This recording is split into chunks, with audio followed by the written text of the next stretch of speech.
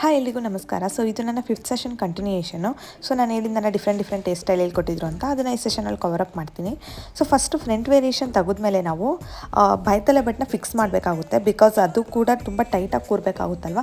So ಅದನ್ನು fix ಮಾಡಿ ಅದಾದಮೇಲೆ ಅದನ್ನು ನಾವು ಆ್ಯಕ್ಚುಲಿ ಹೊಲಿತೀವಿ ದಾರ ಹಾಕ್ಬಿಟ್ಟು. ಅದನ್ನು ಬ್ಯಾಕ್ ಸೈಡ್ ಫಿಕ್ಸ್ ಮಾಡಿ ಮತ್ತು ಬ್ಯಾಕ್ ಜಡೆನ ಯಾವ ಥರ ಫಿಕ್ಸ್ ಮಾಡಬೇಕೋ ಆ ಥರ ಫಿಕ್ಸ್ ಮಾಡ್ತೀವಿ. ಅದಾದಮೇಲೆ ಅದರಲ್ಲಿ ಡಿಫ್ರೆಂಟ್ ವೇರಿಯೇಷನ್ಸು ಲೈಕ್ ಇವಾಗ ನೋಡ್ತಿರ್ಬೋದು ಟೇಪಲ್ಲಿ ಡಿಫ್ರೆಂಟ್ ಸ್ಟೈಲ್ ಮಾಡ್ತಿದ್ದಾರೆ. ಸೊ ಇದು ಕ್ರಾಸ್ ಟೇಪ್ ಮಾಡಿಬಿಟ್ಟು ಡಿಫ್ರೆಂಟ್ ಸ್ಟೈಲ್ ಮಾಡೋದು. ಅದಾದಮೇಲೆ ಅದಕ್ಕೆ ಸ್ವಲ್ಪ ಡಿಸೈನ್ ಮಾಡ್ಕೊಬರೋದು. ಲೈಕ್ ಮಧ್ಯ ಮಣಿ ಇಕ್ಕೋದಾಗಿರ್ಬೋದು, ಫ್ಲವರ್ಸ್ ಇಕ್ಕೋದಾಗಿರ್ಬೋದು, ಡಿಫ್ರೆಂಟ್ ಡಿಸೈನ್ ಆಗುತ್ತೆ. ಅದಾದಮೇಲೆ ಕಂಪ್ಲೀಟ್ ಸ್ಪ್ರಿಂಗ್ ಟೈಪ್ ಸುತ್ತೋದು ಒಂದು ಡಿಸೈನು.